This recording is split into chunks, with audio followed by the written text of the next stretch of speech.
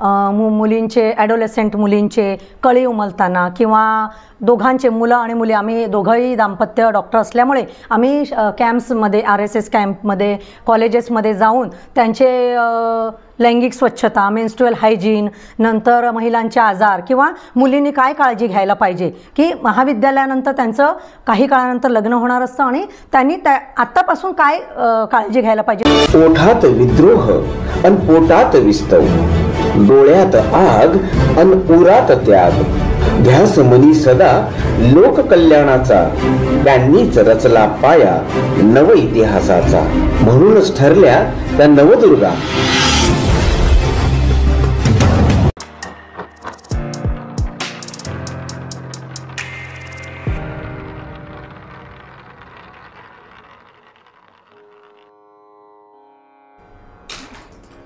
आजच्या काळातील महिलांना कुटुंबासोबत नोकरी व्यवसायात देखील आघाडीवर आहे, पण ही तारेवरची कसरत करताना महिलांना अनेक आजारांना सामोरे जावं लागतं। ते होऊ नये म्हणून वैद्यकीय तपास करणे, तज्ञ डॉक्टरांचा सल्ला घेणे ही काळाची गरज आहे। सध्याच्या इन्फेक्शनच्या काळात महिलांचे स्तन आणि गर्भाशयाचे कॅन्सरचे प्रमाण मोठ्या प्रमाणावर वाढत आहे। ह्या कर्करोगाचे कारण, त्याबाबत उपचार आणि त्यावर घ्यायच्या खबरदारी यावर आज आपण चर्चा करणार आहोत। त्यासाठी आपल्या स्टुडिओमध्ये उपस्थित आहे डॉक्टर अरुणा गणेश राठोड। डॉक्टर राठोड गेले 30 वर्ष प्रसूती तज्ञ म्हणून प्रसिद्ध आहे आणि मुख्य म्हणजे महाराष्ट्राचे सर्वाधिकार मुख्यमंत्री राहिलेले हरित क्रांतीचे प्रणेते वसंतराव नाईक यांच्या त्या नात आहेत। नमस्कार डॉक्टर, SST महाविद्यालयामध्ये आपलं खूप खूप स्वागत आहे। धन्यवाद कोमल। प्रथमतः मी जागतिक महिला दिनानिमित्त माझ्या मैत्रिणींना शुभेच्छा देऊ इच्छिते आणि हा जो उपक्रम SST महाविद्यालयाने विविध महिलांचा उपक्रम जाणून त्यायोगे माझा पण प्रवास वैद्यकीय क्षेत्रामध्ये मी काय केलेला आहे आणि महिलांचे विविध आजार आणि त्यायोगे मी कसं त्यांचा उपचार केलेले आहे त्याबद्दल माझी मतं मांडण्यासाठी इथे मला आमंत्रण दिलं आहे, त्याबद्दल मी SST महाविद्यालयाचे खूप खूप आभार मानते। डॉक्टर, तुमच्या एकंदरीतच आयुष्याच्या प्रवासाबद्दल आम्हाला जाणून घ्यायचं आहे। प्रथमतः मला हे सांगावंसं वाटतं की आमच्या वैद्यकीय क्षेत्राला आमची प्रॅक्टिस सुरू करून आम्हाला जवळजवळ 29 ते 30 वर्ष झालेली आहेत। आमचा प्रवास जो सुरू झालेला आहे, माझं शिक्षण जे झालेलं आहे ते बॉम्बेमध्ये झालेलं आहे। बांद्रा इथे माझं शालेय शिक्षण झालं, त्यानंतर रुपारेल कॉलेजमधनं 11वी आणि 12वी झालं आणि त्यानंतर मी ग्रँट मेडिकल कॉलेज आणि JJ हॉस्पिटल येथे माझी MBBS आणि पोस्ट ग्रॅज्युएशन जे गायनॅक आणि ऑब्स्टेट्रिशियन म्हणजे स्त्रीरोग आणि प्रसूतीशास्त्रतज्ञ यामध्ये मी पोस्ट ग्रॅज्युएशन केलं आणि त्यानंतर लग्न झाल्यानंतर मी जळगाव येथे पाचोरा म्हणून एक तालुका आहे, तिथे आम्ही जवळजवळ 12 वर्ष प्रॅक्टिस केली। आमचं गजेंद्र हॉस्पिटल म्हणून तिथे जवळजवळ मी 12 वर्ष प्रॅक्टिस केली। त्यानंतर नवी मुंबई खारघर इथे जवळजवळ 6 वर्ष मी ऑब्स्टेट्रिशियन आणि गायनेकोलॉजिस्ट म्हणून काम केलं आणि त्यानंतर आता मी अंबरनाथमध्ये जवळजवळ 2016 पासून म्हणजे आता आम्हाला कालच आमच्या हॉस्पिटलला जवळजवळ 9 वर्ष पूर्ण म्हणजे जवळजवळ 10 वर्ष इथे अंबरनाथमध्ये मी प्रॅक्टिस करत आहे। म्हणजे एकूण माझा हा जो प्रवास आहे, जसं तू सुरुवातीला सांगितलं की सर्वाधिक काळ असलेले मुख्यमंत्री आपले हरित क्रांतीचे प्रणेते वसंतराव नाईक यांची मी नात आहे आणि तिथून तर माझा प्रवास जो आहे, माझे वडील पण deputy commissioner of sales tax बॉम्बेमध्ये होते आणि त्यांची इच्छा होती की मी डॉक्टर व्हावं आणि डॉक्टर होऊन आपल्या आजूबाजूचा जो परिसर आहे त्यामध्ये आपण सेवा द्यावी। कोमल, मला असं सांगावंसं वाटतं की आम्ही पाचोरा येथे असताना आम्ही बरेच असे कॅम्प्स घ्यायचो। मुलींचे ॲडोलेसेंट मुलींचे कळी उमलताना किंवा दोघांचे मुलं आणि मुली आम्ही दोघंही दाम्पत्य डॉक्टर असल्यामुळे आम्ही कॅम्प्समध्ये RSS कॅम्पमध्ये कॉलेजेसमध्ये जाऊन त्यांचे लैंगिक स्वच्छता मेन्स्ट्रुअल हायजीन नंतर महिलांचे आजार किंवा मुलींनी काय काळजी घ्यायला पाहिजे की महाविद्यालयानंतर त्यांचं काही काळानंतर लग्न होणार असतं आणि त्यांनी आत्तापासून काय काळजी घ्यायला पाहिजे त्याबद्दल आम्ही कॅम्प्स घेतलेले आहेत। नंतर इनरव्हील क्लबद्वारे आम्ही ब्रेस्ट फीडिंग वीक ऑगस्टमध्ये 1 to 8 ऑगस्टमध्ये आम्ही ब्रेस्ट फीडिंग वीक घ्यायचो। त्यामध्ये आम्ही बऱ्याचदा पथनाट्य आणि स्किट पण केलेले आहे। तर आम्हाला इनरव्हील क्लब पाचोरामध्ये दिल्लीकडून आम्हाला मेडल पण मिळालं होतं। मी असं ऐकूनही आहे की तुम्ही वैद्यकीय क्षेत्रात असतानाही एका गावाचे सरपंचही होतात, ते कसं? ते मी पाचोराला जळगावमध्ये पाचोरा इथे प्रॅक्टिस करत असताना गाळण हे आमचं गाव आहे जिथे सरांचा जन्म झालेला आहे. आणि आमचा जो समाज आहे तो अजूनही खूप असा पुढे आलेला नाही आहे. तर मला आमचा राजकारणाचा, माझ्या आईवडिलांच्या इथे राजकारणाचा वारसा होताच, त्याच्यामुळे थोडंसं वडिलांपासून किंवा सरांपासून मला थोडंसं राजकारणाचं थोडंसं आलं होतं. त्याच्यामुळे मला थोडंसं असं वाटलं की आपण जर सरपंचपदी जर निवडून आलो तर आपल्या गावातल्या महिलांसाठी किंवा आपल्या गावातल्या सगळ्या नागरिकांसाठी आपण काहीतरी करू शकू. तर महिलांचे जे अजूनही महिला गावामध्ये जर आपण बघितलं तर ती चौकटीमध्ये आहे, अजून तिला बाहेर पडायला मिळालेलं नाही. मूल आणि चूल ह्याच्यामध्येच अजून ती बांधली गेलेली आहे. तर तिला थोडंसं तिचे आजार झाले, तिचं स्वतःची एक ओळख आहे, ह्यासाठी महिलांचा विषय थोडासा सरकारपर्यंत मांडण्यासाठी म्हणून हे सरपंच पद मला मिळालं, त्याचा मी उपयोग त्यावेळेला करून घेतला. डॉक्टर, भारतात महिलांचे कर्करोगाचे नेमके कारण काय आणि आजची स्थिती काय त्याची? कोमल, मला असं म्हणावंसं वाटतं की कर्करोग हा आता या घडीला भरपूर झपाट्याने वाढत आहे. तर स्त्री आणि पुरुष जर आपण शारीरिक रचना बघितली तर जवळजवळ काही आजार दोघांमध्ये सेम असतात. पण स्त्रीला देवाने निसर्गाने एक देणगी दिलेली आहे की प्रजनन संस्था. त्यामध्ये आपण जर बघितलं तर गर्भाशय आणि स्तन हे दोन विशिष्ट, यांचे जे कर्करोगचे प्रमाण आहे हे आजच्या घडीला खूप वाढलेलं आहे. म्हणजे पूर्ण ग्लोबल किंवा जगामध्ये जर आपण पाहिलं तर स्तनांचा कर्करोग ह्याचा 2रा नंबर आहे आणि गर्भाशयाच्या मुखाचा कर्करोग हा 4थ्या नंबरवर आहे. आणि आपल्या इंडियामध्ये जर बघितलं तर स्तनांचा कर्करोग हा 1ल्या नंबरवर आहे आणि गर्भाशयाच्या मुखाचा कर्करोग जर बघितला तर 2ऱ्या नंबरवर आहे. तर स्तनांचा कर्करोग जर आपण बघितलं तर आजकालचं जे लाईफस्टाईल आपण बघतो की तू म्हटलं की कारण काय आहे, तर स्तनांचा कर्करोग आजकालची जी लाईफस्टाईल आहे मुलींची की बसून असणं, ओबेसिटी म्हणजे स्थूलपणा वाढतो. तर सगळ्यात महत्त्वाचं कारण काय आहे तर स्थूलपणा. दुसरी गोष्ट जेनेटिक म्हणजे आईवडिलांना किंवा आजीला कोणाला असेल तर तिला जास्त शक्यता असते. म्हणजे असं नाही की तिला होईलच, पण तिला जास्त शक्यता असते. तिसरी गोष्ट आजकाल आपण बघतो की मुलींचं प्रमाण किंवा स्त्रियांचं प्रमाण अल्कोहोल करण्यामध्ये किंवा स्मोकिंग करण्यामध्ये प्रमाण वाढत आहे. तर हे एक महत्त्वाचं कारण आहे. त्याच्यानंतर रेडिएशन हजार्ड किंवा आपण म्हणतो की अल्ट्राव्हायोलेट लाईट आपल्या अंगावर जर पडले किंवा डेन्स ब्रेस्ट टिश्यू असला तर ते एक कारण असू शकतं ब्रेस्ट कॅन्सरसाठी.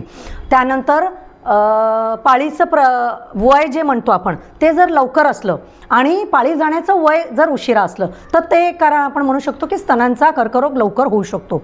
आणि गर्भाशयाचा कर्करोग, आता गर्भाशय म्हटलं तर त्याच्यामध्ये बरेच पार्ट येतात. गर्भाशयाचा मुख, त्याच्यानंतर गर्भाशयाची बॉडी आणि गर्भाशयाच्या नलिका आणि गर्भाशयाच्या बाजूला 2 पांढरे बीजांडकोश असतात. आणि गर्भाशयाचा आतला जो थर म्हणतो आपण, दर महिन्याला पाळीमध्ये तो स्त्रव बाहेर पडत असतो आणि आपण त्याला मेन्स्ट्रुअल सायकल म्हणतो. तर ह्या एंडोमेट्रियलचा पण कॅन्सरची शक्यता असते. पण सगळ्यात जास्त गर्भाशयाच्या मुखाचा कर्करोग ह्याचं प्रमाण खूप जास्त आहे. आणि आजच्या घडीला ग्लोबली जवळजवळ 6 लाख स्त्रिया ह्या सर्वायकल कॅन्सरने पीडित आहेत आणि जवळजवळ 3 लाख मृत्युमुखी पडतात वर्षाला. तर हे प्रमाण जास्त आहे. तर ह्याचं जे कारण आहे HPV व्हायरस, तू कधी ऐकलं आहे का तू? ह्युमन पॅपिलोमा व्हायरस म्हणजे विषाणू असतो हा. ह्युमन पॅपिलोमा व्हायरस जो आहे हा स्किन टू स्किन किंवा त्वचेच्या कॉन्टॅक्टमधनं एका माणसाद्वारे दुसऱ्या माणसामध्ये जातो. तर हा माणसांना पण किंवा पुरुषांना आणि स्त्रियांना दोघांनाही होऊ शकतो. मग कसा होऊ शकतो तर आपण म्हणतो की तू म्हणाली लैंगिक जे आपण सेक्शुअल जे म्हणतो आपण त्याच्यामध्ये मल्टिपल पार्टनर असणं किंवा फार लवकर लग्न झालं आणि फार लवकरात लवकर जर लैंगिक सेक्शुअल हे सुरू झालं ॲक्टिव्हिटी किंवा स्वच्छता नसेल तर त्यामुळे एका माणसाला जर HPV असेल तर स्किन टू स्किन कॉन्टॅक्टमध्ये हा गर्भाशयामध्ये व्हायरस आतमध्ये जातो.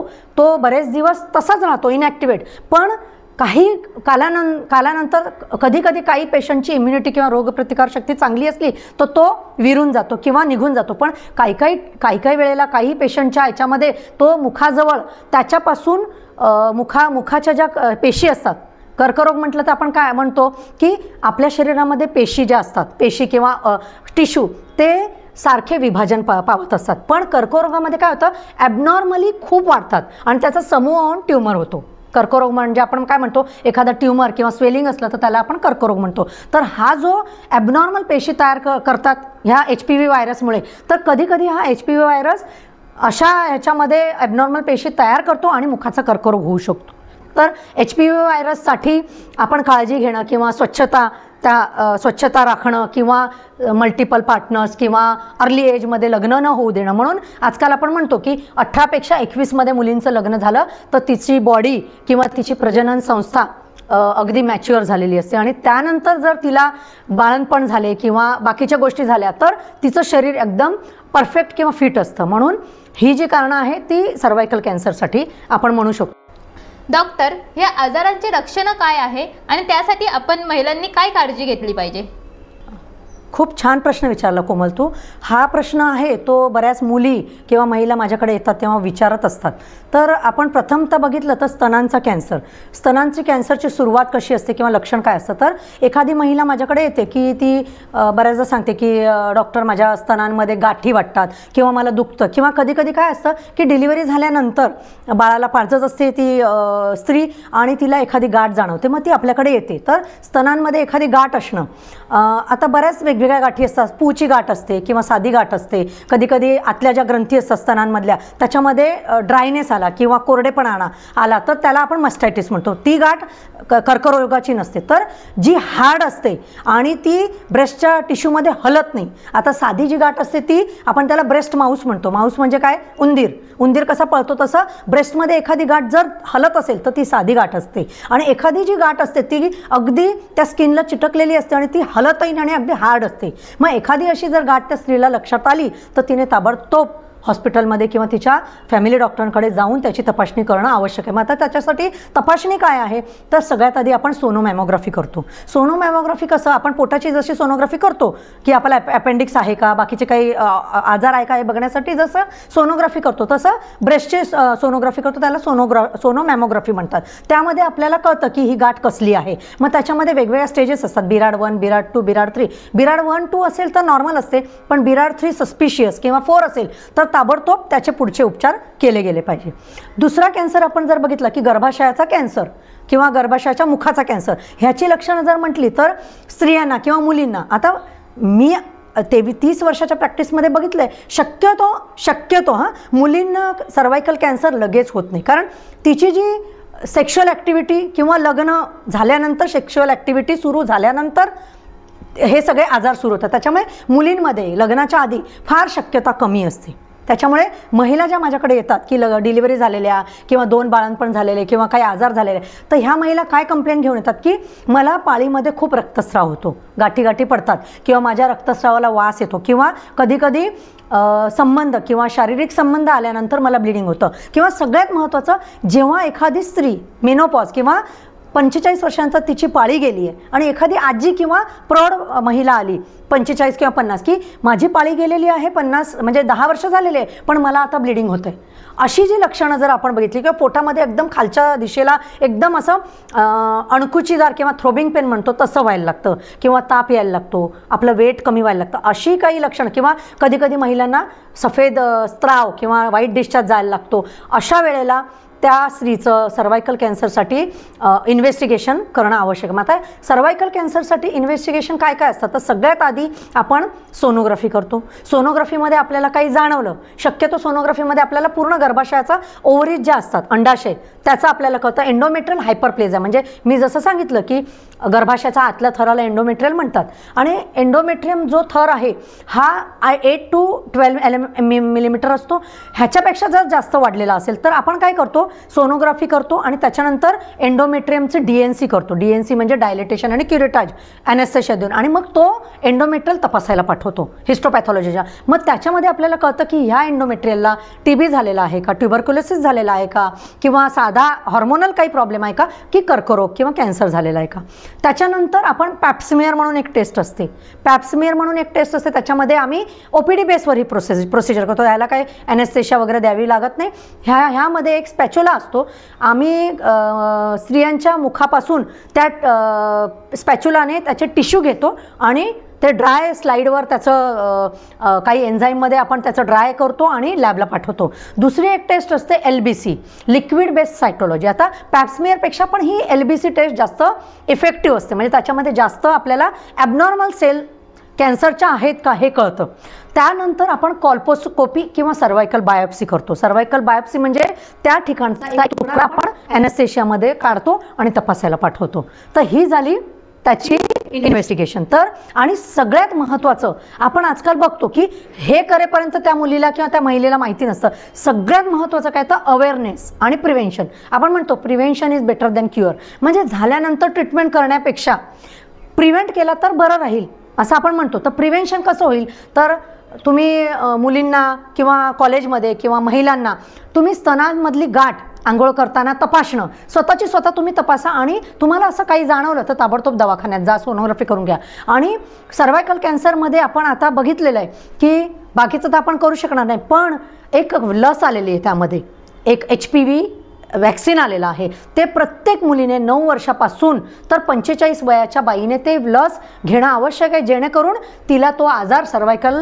कॅन्सर हा आजार होणार नाही. त्याबद्दलची ती लस सर्वारिक्स म्हणून किंवा सर्वावॅक किंवा गार्डासिल अशा 2-3 प्रकारच्या लस आपल्या इंडियामध्ये उपलब्ध आहे. मी आमच्या हॉस्पिटलमध्ये बऱ्याच मुलींना अवेअरनेस तर करतेच आणि वॅक्सिन घेण्यासाठी त्यांना सल्ला देते की त्यांच्या शाळेमध्ये जाऊन किंवा कॉलेजमध्ये जाऊन. कारण कुठलीही लस घेताना आपण लहानपणी घेतो, पण आता प्रत्येक पालकाला माहिती नसतं आणि मुलींना पण स्वतःहून आईवडिलांना सांगायला थोडंसं पुढे मागे करतात की मी कसं सांगू सर्वायकल कॅन्सरबद्दल मी लस घ्यायची की नाही. तर ह्याच्यासाठी अवेअरनेस तुमच्या आईला किंवा तुमच्या घरामध्ये ज्या पण लेडीज असतील त्यांना अवेअरनेस असणं. आणि कॉलेजमध्ये आम्ही सगळ्या मुलींना हे अवेअरनेस सांगतो आणि HPV वॅक्सिन घेण्यासाठी त्यांना सल्ला देतो. डॉक्टर, घर आणि नोकरी सांभाळताना आम्ही महिलांनी स्वतःला फिट कसं ठेवावं?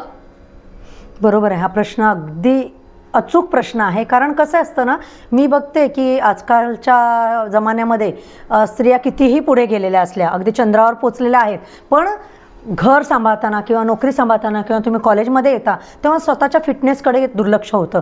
तर ते फिटनेससाठी तुम्ही स्वतःसाठी वेळ काढणं फार आवश्यक आहे. तर ह्या धकाधकीच्या जीवनामध्ये आपण स्वतःसाठी वेळ काढत नाही. तर स्वतःसाठी वेळ काय काढायला पाहिजे तर सगळ्यात आधी तुम्ही हेल्दी डाएट खायला पाहिजे. हेल्दी डाएट म्हणजे त्याच्यामध्ये तुम्ही सगळ्या पालेभाज्या खायला पाहिजे, तुम्ही सगळे फळं खायला पाहिजे. आपण बघतो की मुली कॉलेजमध्ये डबे घेऊन जात नाही, महिला पण कुठे कामाला जातात, सकाळी जेवल्या की डायरेक्ट रात्री जेवतात. तर तसं न करता जसं आपण मुलांना किंवा सासू सासऱ्यांना किंवा नवऱ्याला सकाळी नाश्ता देतो, दुपारी जेवण, संध्याकाळी काहीतरी खायला देतो किंवा फळं देतो, तसं आपण स्वतः पण एक हेल्दी डाएट करायला पाहिजे की जेणेकरून आपलं शरीर आणि आपली इम्युनिटी किंवा रोगप्रतिकारशक्ती चांगली राहिली पाहिजे. दुसरी गोष्ट, आपलं मानसिक आरोग्य चांगलं राहण्यासाठी काय करणार आपण तर आपलं मानसिक आरोग्य चांगलं राहण्यासाठी आपण योगा, मेडिटेशन म्हणजे नोकरीवरचा स्ट्रेस किंवा घरातला स्ट्रेस किंवा बाकीचा काही स्ट्रेस असेल, मुलांचा स्ट्रेस असेल, हा घालवण्यासाठी थोडं एक 15 ते 20 मिनटं आपण स्वतःसाठी काढून योगा किंवा मेडिटेशन करायला पाहिजे. किंवा सकाळी जर ओबेस महिला असल्या किंवा स्थूल महिला असल्या तर आम्ही त्यांना, आता आजकाल PCODचं प्रमाण वाढलेलं आहे मुलींमध्ये. आता तू तर एकदम फिट वाटते, पण माझ्याकडे ज्या मुली येतात त्या बऱ्याच हेल्दी किंवा ओबेस असतात किंवा महिला ओबेस असतात. त्याच्यामुळे येणारे जे प्रॉब्लेम्स असतात ते लग्नानंतर येतात किंवा महिलांना पण पुढे जाऊन इन्फर्टिलिटी किंवा वंध्यत्व असे प्रॉब्लेम येतात. तर त्यांना वजन कमी करण्यासाठी आधीपासून तयारी करणं फार आवश्यक असतं. म्हणून चालणं किंवा एक्सरसाइज, योगा, डाएट तुम्ही जंक फूड घेता तर ते जंक फूड न घेता हेल्दी घरी बनवलेलं, आईने बनवलेलं फूड, फळं हे घ्यायला पाहिजे, योगा करायला पाहिजे. आणि आपलं मानसिक आरोग्य नीट राहण्यासाठी स्वतःचे छंद पण जोपासायला पाहिजे. कोणाला म्युझिकची आवड असते, कोणाला डान्सची आवड असते, ते छंद पण तुम्ही त्याच्याबरोबर जर जोपासले तर तुम्ही सगळीकडे फिट राहून आणखी तुमचा वेग तुम्हाला वाढवता येईल. डॉक्टर, वयात येणाऱ्या मुलींना कुटुंबाने आणि समाजाने कसं सांभाळून घेतलं पाहिजे?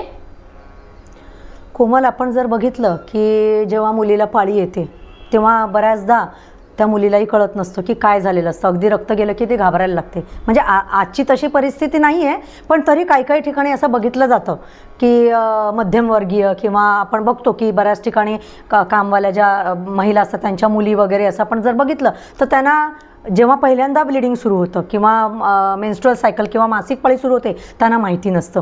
तर माझं असं म्हणणं आहे की कुटुंबामध्ये सगळ्यात महत्त्वाचा रोल आईचा असतो. बरोबर आहे की नाही? तुझ्या आईने पण तुला सांगितलं असेल. तर आईचा सगळ्यात महत्त्वाचा वाटा असतो त्याच्यामध्ये की वयात येणाऱ्या मुलीला तिचे मासिक पाळीबद्दल आणि तिच्या शारीरिक बदल काय घडून येणार आहे हे आईने थोडंसं सांगायला पाहिजे.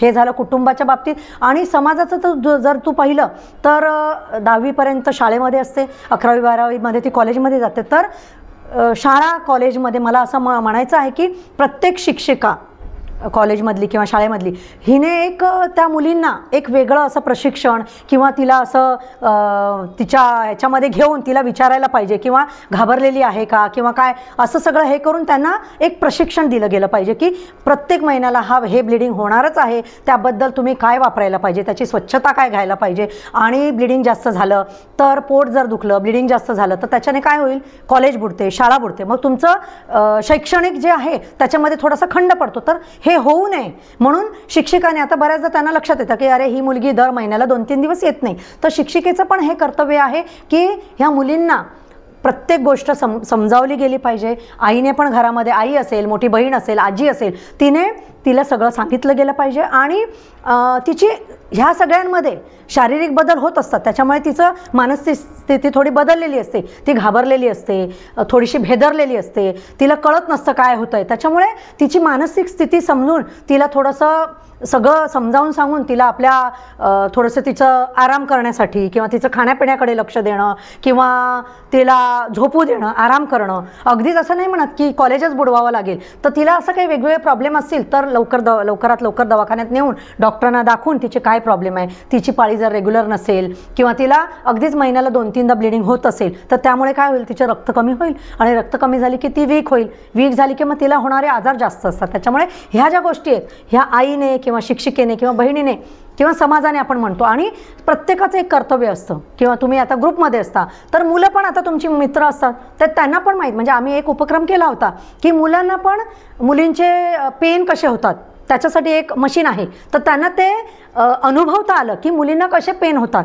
म्हणजे असं सगळं समाजामध्ये जर आपण असं घडवलं की मुलांना पण माहिती असायला पाहिजे, शिक्षिकेने पण आपल्याला सगळं सांगितलं पाहिजे, आई तर आपली मैत्रीण असतेच, मैत्रीण समजून तिने सगळं समजवायलाच पाहिजे. आणि ह्याद्वारे काय होईल की ती मुलगी फ्री होईल आणि ती घाबरणार नाही. म्हणजे काय झालं बाबा, असं ब्लिडिंग झालं तर तिला भीती वाटते की काय झालं म्हणून, तर ती न घाबरता आपल्या टीचरला किंवा आपल्या आईला किंवा आपल्या बहिणीला सांगेल सगळं आणि त्याद्वारे तिचं पुढचा जो आहे प्रवास तो सुखकर होईल असं मला वाटतं.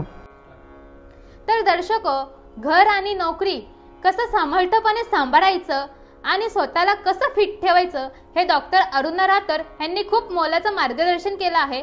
तर डॉक्टर तुमचं खूप खूप आभार, धन्यवाद. धन्यवाद कोमल.